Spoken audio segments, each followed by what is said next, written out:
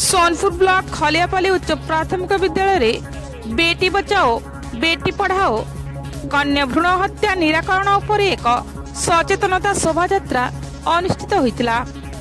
School छात्री माने एक सचेतनता शोभायात्रा रे बाहरी ग्राम परिक्रमा करी कन्या भ्रूण हत्या और गर्भस्थ शिशुर लिंग निरूपण उपर जनसाधारण को सचेतन करथिले। এই অবসରରେ ଛାତ୍ରୀମାନଙ୍କ ମଧ୍ୟରେ ଚିତ୍ରାଙ୍କନ ଓ ବକ୍ତୃତା ପ୍ରତିଯୋଗିତା ଅନୁଷ୍ଠିତ ହୋଇଥିଲା। ସ୍କୁଲ ପରିଚାଳନା କମିଟି ସଭାପତି ବୁଦ୍ଧଦେବ କାଣ୍ଡଙ୍କ ସଭାପତିତ୍ୱରେ ଅନୁଷ୍ଠିତ ସଚେତନତା ସଭାରେ ମୁଖ୍ୟ ଅତିଥି ଭାବେ ଲଛିପୁର ଥାନା ଅଧିକାରୀ ଭୋଜରାଜ ସାହା ଯୋଗଦେଇ ଶିଶୁର ଅଧିକାର, ବାଲ୍ୟ ବିବାହକୁ ବନ୍ଦ କରିବା, ପେସ୍କୋ ଆଇନ ଓ କନ୍ୟା ଭ୍रूण ହତ୍ୟା ଉପରେ ଆଲୋଚନା କରିଥିଲେ। ସମ୍ମାନିତ ଅତିଥି ଭାବେ ଖଲିଆପାଲି सीएचओ प्रियदर्शिनी साहू जोगदे कन्या भ्रूण हत्या किपरि रोका जाय परिबो ओ ताहार आईनगत उपरे आलोचना करिथिले।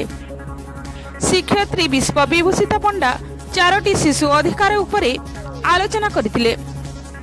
प्रधान शिक्षक लोकनाथ दास स्वागत भाषण देथिबा बेले श्याम सुंदर पात्र सभा संयोजना और लिपिना राणी प्रधान धन्यवाद देथिले।